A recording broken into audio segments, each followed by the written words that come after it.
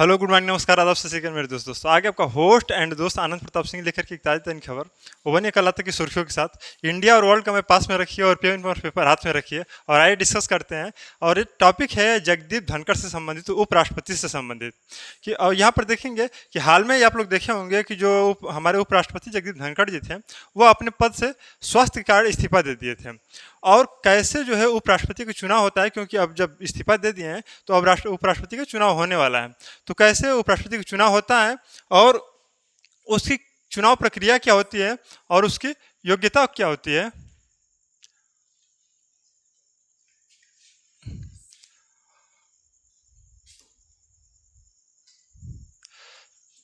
ठीक, चुनाव और उसकी योग्यता क्या होती है और उसके निर्वाचन की प्रक्रिया क्या होती है, इन सब के बारे में यहाँ पर जानेंगे। ठीक है, तो आइए देखते हैं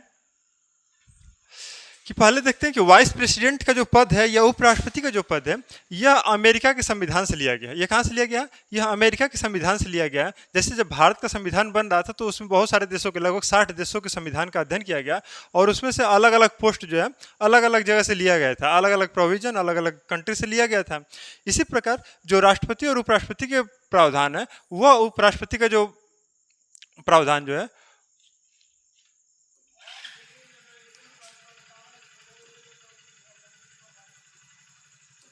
वह जो है उस वाइस प्रेसिडेंट का जो पद है वो कहाँ से लिया गया है? अमेरिका से लिया गया। यह इंस्पायर्ड बाय यूएसए है, अर्थात यह पद जो लिया गया है उपराष्ट्रपति का पद यह अमेरिका से लिया गया है। और जब सीनियरिटी की बात करते हैं तो यह भारत में सेकेंड नंबर पर सीनियर पर्सन आते हैं। जैसे सबसे पहले पे तो हमारे प्रेसिडेंट आते हैं, सबसे पहले पे कौन आते हैं हमारे? सबसे पहले पर प्रेसिडेंट, उसके बाद सेकेंड जो मोस्ट सीनियर पर्सन होते हैं वो कौन होते हैं? हमारे वाइस प्रेसिडेंट।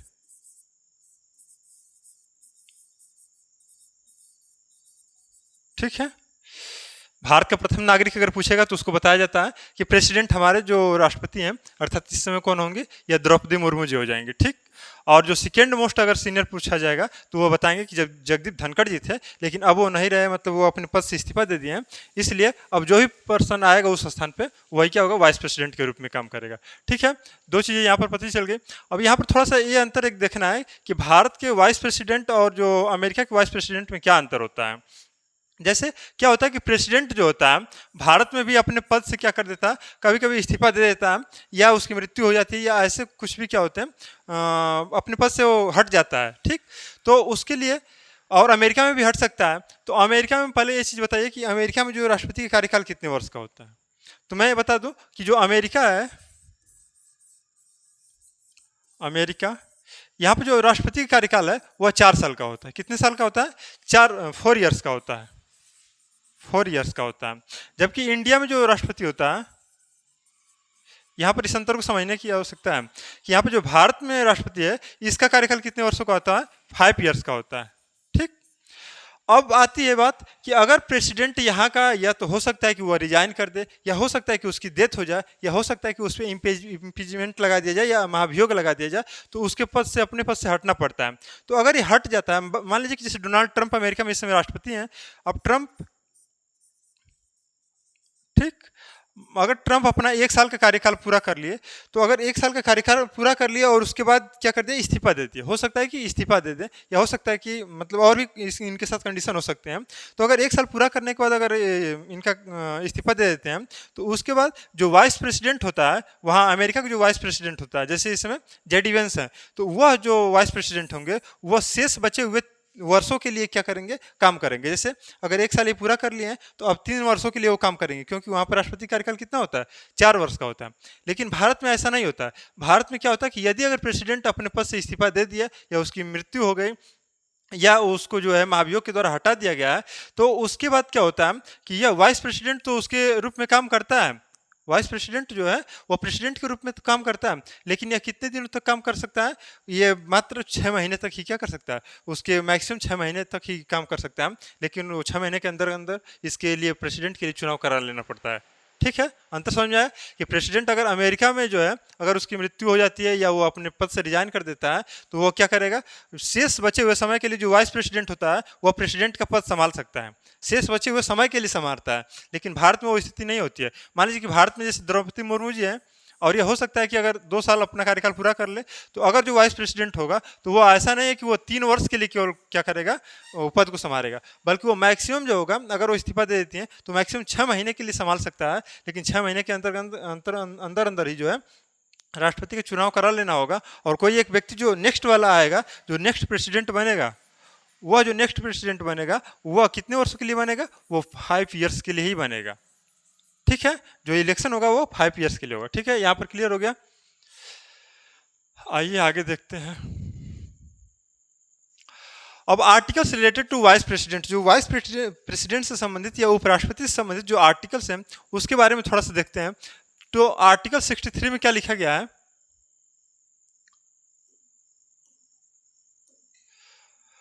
ठीक, यहाँ पर देखिए आर्टिकल 63 लिखा गया। तो आर्टिकल 63 में लिखा गया कि भारत का एक जो है वाइस प्रेसिडेंट होगा, तो उसके पद के बारे में लिखा गया आर्टिकल 63 में। आर्टिकल 64 में क्या लिखा गया है कि आर्टिकल 64 में यह लिखा गया है कि जो भारत का उपराष्ट्रपति होगा, जो भारत का उपराष्ट्रपति होगा, वह जो होगा chairman of council of state का होगा। मतलब कि यहाँ पर काउंसिल ऑफ स्टेट का मतलब क्या है, राज्यसभा, राज्यसभा। इसका मतलब क्या है, राज्यसभा के क्या होगा, वह पदेन सभापति होगा। कौन, जो यह राष्ट्रपति, जो उपराष्ट्रपति होगा वह राज्यसभा का जो है पदेन सभापति होता है। जैसे अपने यहाँ क्या है, 2 हाउसेज हैं, एक लोकसभा और एक राज्यसभा। तो इसकी जो अध्यक्षता करता है ना, वह कौन करता है, जैसे अगर लोकसभा ये हो गया, एक लोकसभा और ये राज्यसभा हो गया, ठीक। तो इसकी जो अध्यक्षता करता है वह तो स्पीकर करता है, स्पीकर करता है। और इसकी जो अध्यक्षता करता है वह कौन करता है, वही जो वाइस प्रेसिडेंट होता है हमारा, उसी को कौन करता है, इसी को चेयरमैन कहा जाता है, चेयरमैन। ये जो है चेयरमैन के रूप में काम करता है, ठीक।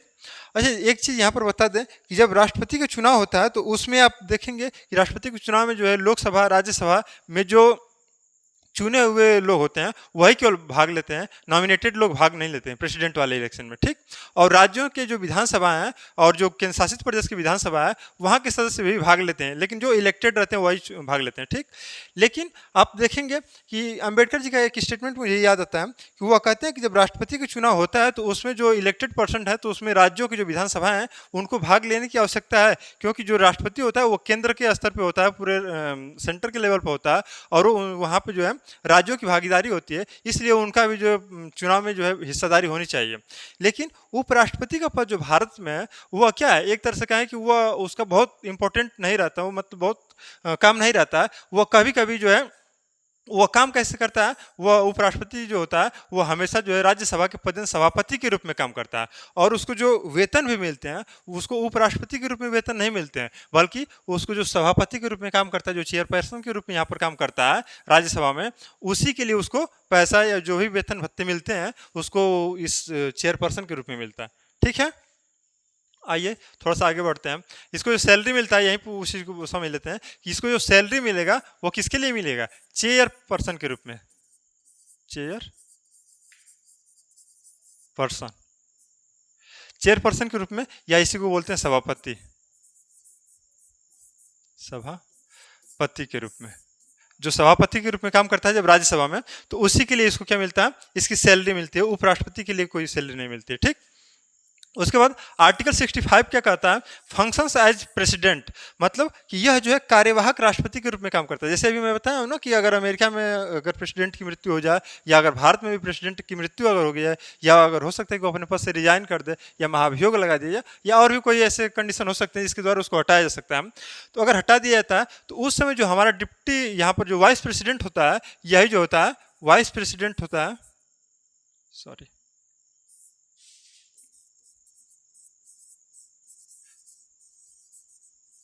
वाइस प्रेसिडेंट ही क्या करता है, एज ए प्रेसिडेंट के रूप में काम करता है। यही वही लिखा है कि आर्टिकल 65 में कहता है कि जो वाइस प्रेसिडेंट होगा वो फंक्शन एज प्रेसिडेंट, वह जो है राष्ट्रपति के रूप में काम करेगा या कार्यवाहक राष्ट्रपति के रूप में काम करेगा, ठीक। आर्टिकल 66 क्या कहता है कि इलेक्शन ऑफ वाइस प्रेसिडेंट, यहाँ पर जो है आर्टिकल 66 में यह बताया गया कि कैसे जो है राष्ट्रपति का चुनाव होता है, आर्टिकल 66 में बताया गया है, ठीक। आर्टिकल 67 में क्या है, इसके बारे में अभी विस्तार से हम लोग पढ़ेंगे, अभी मैं थोड़ा जल्दी में कर रहा हूँ। तो आर्टिकल 66 में क्या बताया गया कि उसके टेन्योर के बारे में, कि उसका कार्यकाल कितने वर्ष का होगा, ठीक।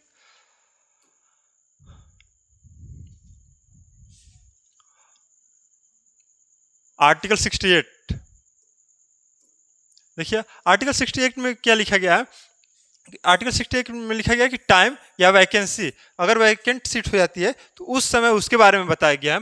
आर्टिकल 69 में बताया गया है कि वह शपथ कैसे लेगा, कौन दिलाएगा उसके बारे में। और आर्टिकल 70 में लिखा गया है कि discharge of president's functions in other contingencies, अगर कोई विशेष परिस्थितियां बनती है जिसके बारे में जो है राष्ट्रपति मतलब कार्य नहीं पता है, या एक है कि संविधान में कहीं उसका वर्णन नहीं किया गया है, तो यह जो है आर्टिकल 70 के तहत जो है यह जो संसद को यह अधिकार दिया गया है कानून बनाने के या कोई प्रोविजन बनाने के लिए। ठीक है, आर्टिकल 71 में यह लिखा गया है, इसको थोड़ा सा समझ लेते हैं कि आर्टिकल 71 में जो लिखा गया है वह यह बताया गया है कि वाइस अगर प्रेसिडेंट है और वाइस प्रेसिडेंट है, अगर उनके चुनाव से संबंधित कोई भी विवाद होता है, अगर चुनाव से संबंधित अगर कोई विवाद होता है तो उस विवाद का निपटारा कौन है, केवल सुप्रीम कोर्ट ही कर सकता है। कौन करेगा, केवल सुप्रीम कोर्ट ही कर सकता है। हाई कोर्ट या जो भी निचली अदालत होती है वह नहीं कर सकती, केवल केवल कौन करेगा, सुप्रीम कोर्ट करेगा।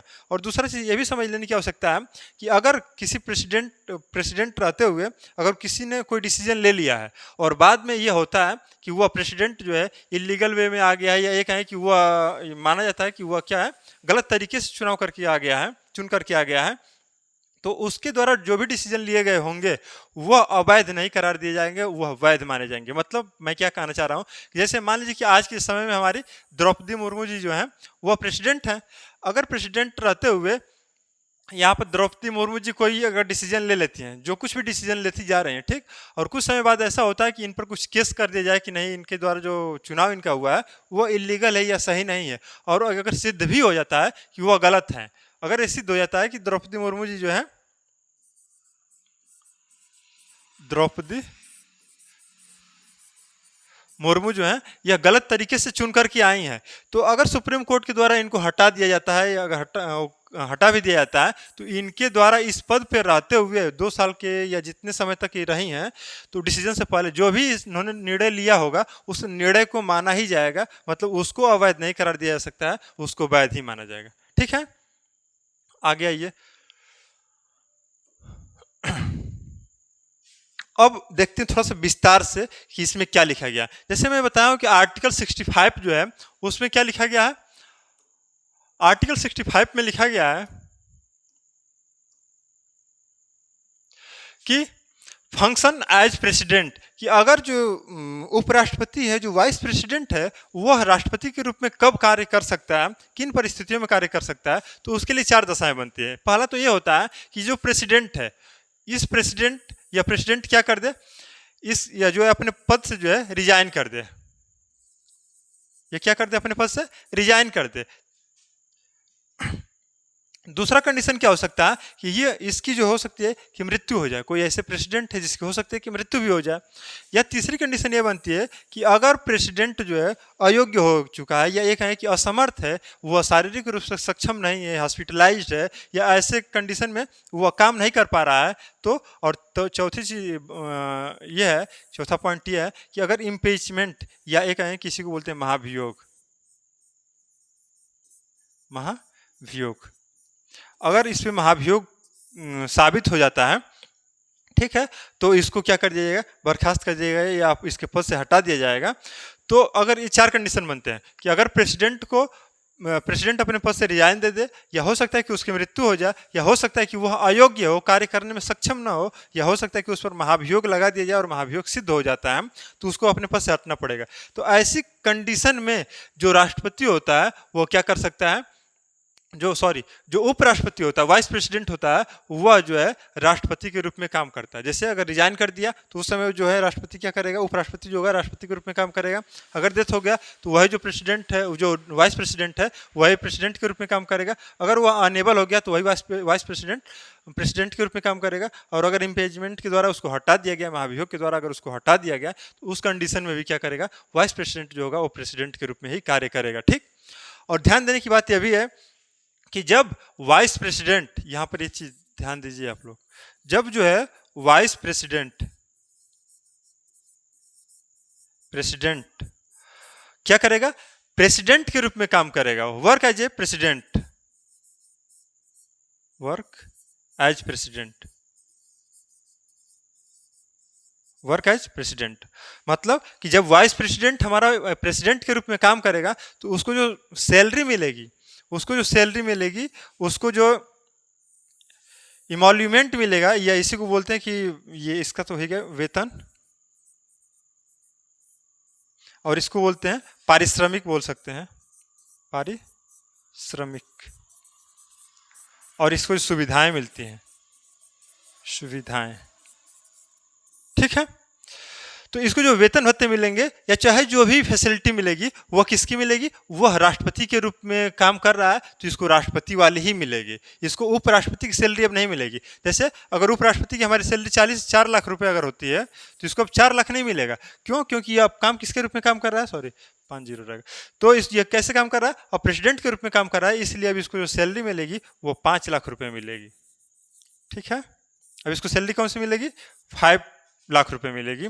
और उसके साथ ही साथ जो भी इसको सुख सुविधाएं मिलती हैं एक राष्ट्रपति के रूप में रहते हुए, एक राष्ट्रपति को, वही इस वाइस प्रेसिडेंट को जो है जब प्रेसिडेंट के रूप में काम करेगा, कार्यवाहक राष्ट्रपति के रूप में काम करेगा, तो ये सारी सुख सुविधाएं इसको मिलेंगी, ठीक। अगला ये अब देखिए आर्टिकल 66 में क्या लिखा है। आर्टिकल 66 में लिखा है कि इलेक्शन ऑफ वाइस प्रेसिडेंट जो होता है, वाइस प्रेसिडेंट का इलेक्शन कैसे होता है, किस प्रकार से किया जाता है, तो इसको देखते हैं। तो इसके इलेक्टोरल कॉलेज क्या होता है कि वह लोग जो क्या कर सकते हैं, जो वाइस प्रेसिडेंट को चुनाव कर सकते हैं, जो चुन सकते हैं, उसी को बोला जाता है इलेक्टोरल कॉलेज, ठीक है। इस ग्रुप का या एक तरह से कह सकते हैं कि यह जो है ग्रुप ऑफ सम पर्सन्स, कुछ लोगों का क्या एक ग्रुप है, और इसी को बोला जाता है इलेक्टोरल कॉलेज। और इस इलेक्टोरल कॉलेज में कौन लोग शामिल होते हैं, इस इलेक्टोरल कॉलेज में लोकसभा और राज्यसभा, इन दोनों के जो है सभी मेंबर शामिल होते हैं। इस चीज़ को ध्यान दीजिएगा, मैं फोर्स करके बोल रहा हूँ कि सभी लोग शामिल होते हैं। इसका मतलब यह है कि वो नॉमिनेटेड भी होते हैं, वह इलेक्टेड भी होते हैं। जब ऑल मेंबर्स लिखने का मतलब ये हमारा है कि इसका मतलब कि 2 प्रकार के लोग होते हैं, देखेंगे तो एक होते हैं इलेक्टेड एंड दूसरा होते हैं नॉमिनेटेड, ठीक है। तो इलेक्टेड एंड नॉमिनेटेड ये दोनों लोग क्या करते हैं, वाइस प्रेसिडेंट के इलेक्शन में भाग लेते हैं, ठीक। क्योंकि आप लोग देखेंगे कि जो प्रेसिडेंट होते हैं, जो राष्ट्रपति होते हैं, उनके इलेक्शन में केवल जो है इलेक्टेड मेंबर भाग लेते हैं, जबकि नॉमिनेटेड मेंबर भाग नहीं लेते हैं। इसलिए नहीं लेते हैं क्योंकि जो प्रेसिडेंट होते हैं, हमारे यहाँ प्रेसिडेंट का क्या रूल है कि हमारे यहाँ प्रेसिडेंट जो होते हैं वह 1 बार नहीं, 2 बार नहीं, वो कितनी ही बार क्या किए जा सकते हैं, चुने जा सकते हैं। लेकिन अमेरिका में क्या है कि एक प्रेसिडेंट को केवल 2 बार चुनने का मौका मिलता है, मतलब एक व्यक्ति को 2 ही बार, मैक्सिमम 2 बार प्रेसिडेंट बन सकता है। जैसे डोनाल्ड ट्रंप पहले भी थे और एक इस बार भी हैं। अब इससे आगे अगर इसको बनना होगा तो वहाँ के संविधान में परिवर्तन करना होगा, तभी कोई व्यक्ति 2 से अधिक बार बन सकता है। अदरवाइज अभी तक जो कानून अमेरिका में है उसके अनुसार कोई भी व्यक्ति केवल 2 बार ही राष्ट्रपति बन सकता है अमेरिका। लेकिन भारत में क्या है कि एक व्यक्ति कितनी ही बार राष्ट्रपति बन सकता है, ठीक है। तो मान लीजिए कि द्रौपदी मुर्मू जी हमारे यहाँ राष्ट्रपति हैं और वह किसी व्यक्ति को इलेक्ट करके, नॉमिनेट करके राज्यसभा में बुला ले। 12 लोगों को राज्यसभा में राष्ट्रपति क्या कर सकता है, नॉमिनेट कर सकता है। तो यह जो नॉमिनेट किया गया है, तो अगर अगली बार फिर से हो सकता है कि ये चुनाव में फिर से उठ जाए राष्ट्रपति के लिए, तो जिसको ये लाए हैं वह क्या कर सकते हैं कि हो सकता है कि इनके पक्ष में ही वोट कर दें, क्योंकि यही लोग चुन करके लाए हैं, तो पार्शियलिटी हो जाएगी। मतलब एक तरह से कहें कि यह लोग इन्हीं को वोट कर सकते हैं ना। इसीलिए इस चीज़ को कहा गया कि जो भारत में राष्ट्रपति का चुनाव होगा उसमें केवल इलेक्टेड मेंबर ही भाग ले सकते हैं, नॉमिनेटेड मेंबर नहीं भाग ले सकते हैं ना, ठीक। और इसी प्रकार जो लोकसभा होता है वहां पर भी 2 एंग्लो इंडियन पहले होते थे, अब नहीं होते हैं, तो वो भाग लेते थे, लेकिन नहीं लेते थे, ठीक है। लेकिन इस वाले में भाग लेते थे, किसमें, वाइस प्रेसिडेंट वाले में भाग लेते थे। और दूसरा चीज़ क्या है कि जब कोई जो वाइस प्रेसिडेंट के पद पे या ये कहें कि वाइस प्रेसिडेंट के लिए चुनाव लड़ता है, तो उसमें जो है 20 जो है प्रपोजर की आवश्यकता होती है, प्रस्तावक की आवश्यकता होती है, और 20 जो है प्रस्तावक और 20 जो है अनुमोदक की आवश्यकता होती है। और उसके साथ ही साथ उसको जो है 15,000 रुपये जो है जमानत राशि के रूप में जमा करनी होती है, या कहें कि नॉमिनेशन फीस के रूप में जो है 15,000 रुपये जमा करना पड़ती है, ठीक है। आइए देखिए इसका क्वालिफिकेशन क्या होता है। अगर कोई भी राष्ट्रपति अगर उपराष्ट्रपति अगर बनना चाहता है, वाइस प्रेसिडेंट अगर बनना चाहता है, तो उसके लिए क्या योग्यता होनी चाहिए। तो भारत के संविधान में बताया गया है कि वह पहला तो होना चाहिए कि सिटीजन ऑफ इंडिया होना चाहिए। क्या होना चाहिए,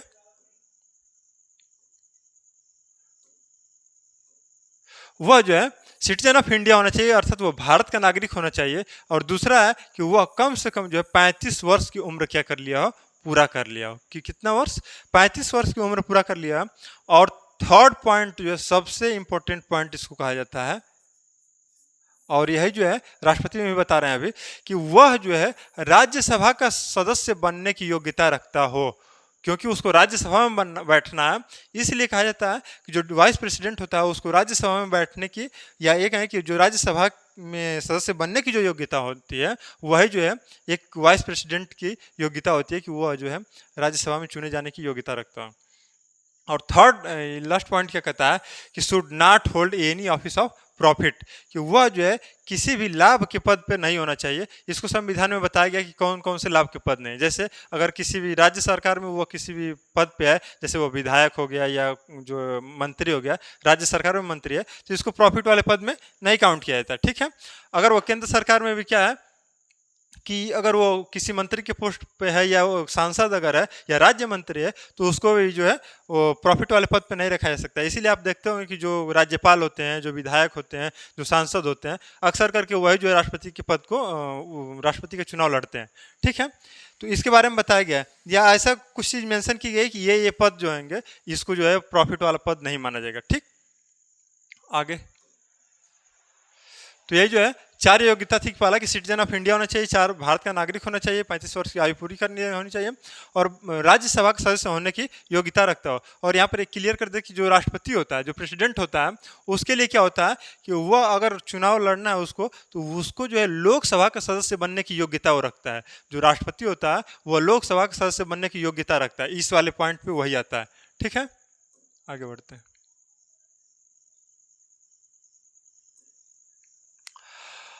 देखिए यहाँ पर क्या लिखा है कि आर्टिकल 67 क्या कहता है कि आर्टिकल 67 के तहत कहा जाता है कि जो राष्ट्रपति होगा, जो उपराष्ट्रपति होगा, उसका कार्यकाल कितने वर्ष का होगा, उसका कार्यकाल 5 वर्ष का होगा, 5 वर्ष का ही कार्यकाल होगा, ठीक।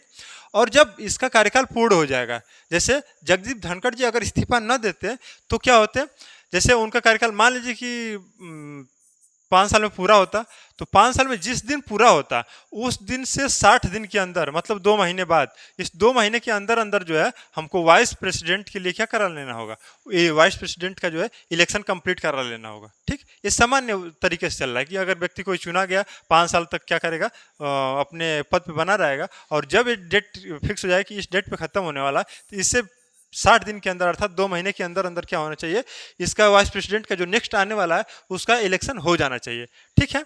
और उसके बाद वह, और जब तक इसका इलेक्शन नहीं हुआ तब तक यही जो प्रेसिडेंट है यही अगले 60 दिनों तक क्या करता रहेगा, काम करता रहेगा। ऐसा नहीं है कि अगर चुनाव नहीं हुआ है तो यह वाला व्यक्ति काम खत्म हो गया और कोई अभी तक सीट पे नहीं है। मतलब यह है कि जब तक चुनाव नहीं हुआ 60 दिनों तक, तब तक पहले वाला व्यक्ति क्या करता है, आगे कंटिन्यू करता रहता है, और जब तक नहीं चुनाव हो जाता है तब तक वो कंटिन्यू करता रहता है, ठीक है। आगे देखिए आर्टिकल 68 क्या कहता है। आर्टिकल 68 कहता है कि टाइम फॉर वैकेंसी, कि अगर जो है वाइस प्रेसिडेंट जो होता है अपने पद से ही क्या कर दे, उसका पद जो है खाली हो गया। खाली किन कंडीशन में हो सकता है, 4 कंडीशन यहाँ पर भी है। पहला तो ये हो सकता है कि वो अपने पद से क्या कर दे, त्याग पत्र दे दे, त्याग पत्र दे दे, रिजाइन कर दे। दूसरा ये हो सकता है कि उसकी क्या हो जाए, मृत्यु हो जाए। तीसरा क्या है कि वह क्या हो जाए, उसको उसके पद से पदमुक्त इसको बोलते हैं ना, पद मुक्त बोला जाता है। पद मुक्त मतलब उसको पद से हटा दिया जाए। पद से हटाने का मतलब जैसे इम्पीचमेंट होता है, यह वैसे इम्पीचमेंट जैसा ही प्रोसेस होता है, लेकिन यहाँ पर इसको जो है महाभियोग नहीं बोल करके इसको पदमुक्त बोला जाता है, ठीक है। और तीसरा होता है कि इलेक्शन डिक्लेयर्ड इनवैलिड, या हो सकता है कि इसके जो चुनाव को अवैध घोषित कर दिया गया है। मतलब देखा गया कि चुनाव सब कुछ संपन्न हुआ और बाद में पता चलता है कि किसी ने केस कर दिया, और बाद में पता चला कि जो सुप्रीम कोर्ट का निर्णय आया वो क्या हो गया, वह इनवैलिड घोषित कर दिया, अवैध घोषित कर दिया, कि इसका जो चुनाव क्या है वो गलत तरीके से हुआ, अवैध तरीके से हुआ, अलग वोटिंग की गई है। तो अगर अवैध घोषित कर दिया तो उस कंडीशन में क्या हो जाएगा, इसकी सीट जो हो जाएगी वो वैकेंट हो जाएगी, इसकी सीट खाली हो जाएगी। और अगर सीट खाली हो जाएगी तो क्या होगा, और दूसरा चीज ये भी ध्यान रखना कि अगर सीट खाली हो जाती है तो भारत में कोई भी जो है प्रोविजन, सॉरी,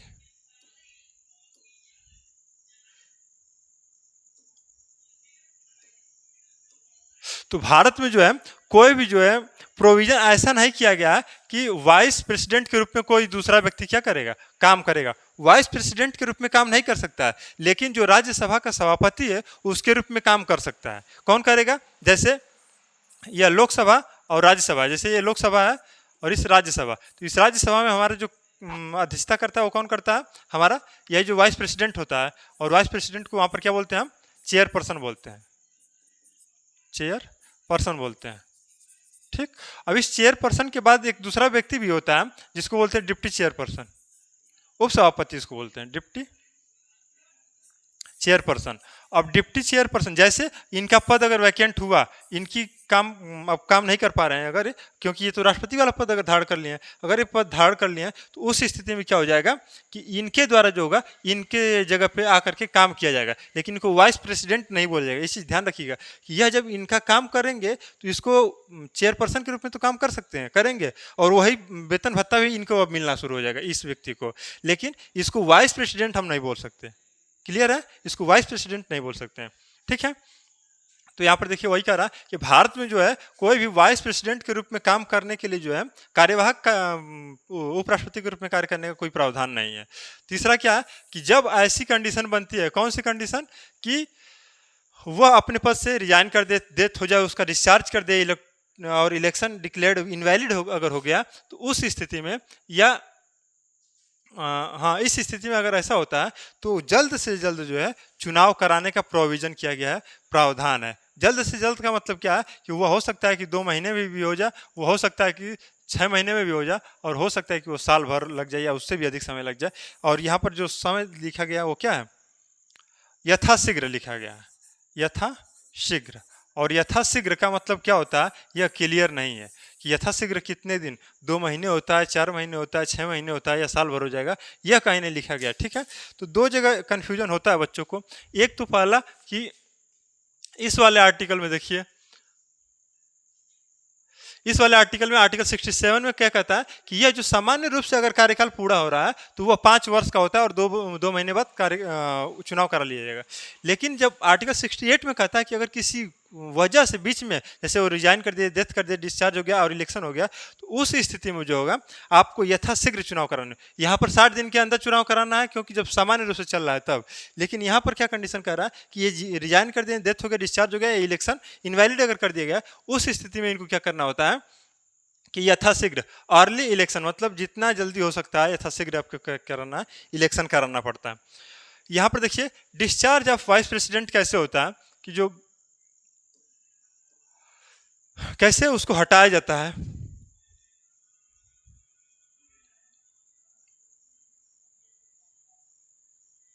हाँ ठीक है। डिस्चार्ज ऑफ वाइस प्रेसिडेंट, तो प्रेसिडेंट को जो उपराष्ट्रपति होता है अगर उसको उसके पद से हटाना है तो किस प्रकार से हटा सकते हैं हम? उसके लिए पहला तो प्रक्रिया है कि प्रोसेस लाइक इम्पीचमेंट। तो मैं बताया हूँ कि इसको पदमुक्त बोला जाता है, और यह जैसे इम्पीचमेंट के जैसा होता है, महाभियोग के जैसा होता है, लेकिन इसको महाभियोग नहीं कहा जाता है, इसको महाभियोग नहीं बोला जाता है, बल्कि इसको डिस्चार्ज बोला जाता है। ठीक है, इसको डिस्चार्ज बोला जाता है, पदमुक्त कहा जाता है। तो जब इसके खिलाफ डिस्चार्ज के प्रस्ताव लाना होता है तो इसको सबसे पहले 14 दिन पहले क्या देना होता है, एक नोटिस देना होता है, और 14 दिन पहले जब नोटिस दे दिया जाता है उसके बाद लाया जाता है, और स्टार्ट जो किया जाएगा इसको हटाने का प्रोसेस, वह क्या होगा, वह राज्यसभा से ही स्टार्ट होगा, क्योंकि यह राज्यसभा में बैठता है तो स्टार्ट जो होगा वो राज्यसभा से होगा। लेकिन अब राष्ट्रपति के बारे में पढ़ेंगे कि जब राष्ट्रपति को हटाना होता है तो वह लोकसभा या राज्यसभा कहीं पर भी महाभियोग का प्रस्ताव लाया जा सकता है, लेकिन इसके लिए क्या कंडीशन है कि यह केवल राज्यसभा से ही प्रस्ताव लाया जा सकता है, पहले वहीं लाया जाएगा। और यहाँ पर भी इसको जो है पास्ट विथ मेजॉरिटी, अर्थात बहुमत के साथ इसको पास होना पड़ता है, और जब बहुमत के साथ पास हो जाता है तो उस पर जो है केवल लोकसभा का कंसेंट मिलना चाहिए, और जब कंसेंट मिलता है तो फिर से राज्यसभा में जाता है और वो क्या हो जाता है, अपने पद से हट जाता है या हटा दिया जाता है उसको। ठीक है। अब आता है आर्टिकल 69, और आर्टिकल 69 में लिखा गया है कि उपराष्ट्रपति को जो है शपथ कौन दिलाएगा उसके बारे में लिखा गया है कि ओथ ऑफ वाइस प्रेसिडेंट। तो वाइस प्रेसिडेंट को जो ओथ दिलाना होता है, जो शपथ दिलाना होता है, तो उसको कौन दिला सकता है, प्रेसिडेंट दिलाता है। अगर प्रेसिडेंट नहीं दिलाना चाहता है तो उस कंडीशन में क्या हो सकता है, प्रेसिडेंट क्या करता है, किसी एक पर्सन को नॉमिनेट कर देता है कि आप जाइए और उनको क्या कर दीजिए, शपथ दिला दीजिए। तो पर्सन नॉमिनेटेड बाय हिम, मतलब हिम या हर यहाँ पर कह सकते हैं ना, यहाँ पर हर, क्योंकि अगर फीमेल होगी तो हर हो जाएगा, और हिम का मतलब पुरुष है। तो अगर प्रेसिडेंट के द्वारा या तो कराया जा सकता है, या अगर वह नहीं कराना चाहता तो किसी भी महिला या पुरुष को यहाँ पर क्या शपथ दिला सकता है। और आर्टिकल 70 में ये कह रहा है कि in emergency parliament can make provisions, और आर्टिकल 70 ये कहता है कि यह जो है लोकसभा या ये कहें कि संसद को वह अधिकार देता है जिसपे जो राष्ट्रपति को कार्य करने के लिए कहीं पे लिखा नहीं गया है, तो वह उस पर कौन संसद कानून बना सकता है। ठीक है।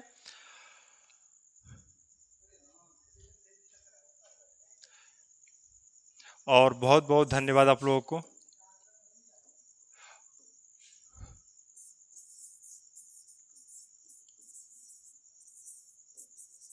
Thanks for watching. ठीक है, यही सब था राष्ट्रपति के बारे में, उपराष्ट्रपति के बारे में, कि कैसे उपराष्ट्रपति का चुनाव होता है, क्या योग्यताएं होती है, क्या वेतन भत्ते होते हैं, और किस प्रकार से वह कार्य करता है। ठीक है, तो अगले उपराष्ट्रपति का चुनाव होने वाला है, इन बारीकियों को आप लोग देखिएगा, समझिएगा। ठीक है, इतना ही आज के लिए, बहुत बहुत धन्यवाद।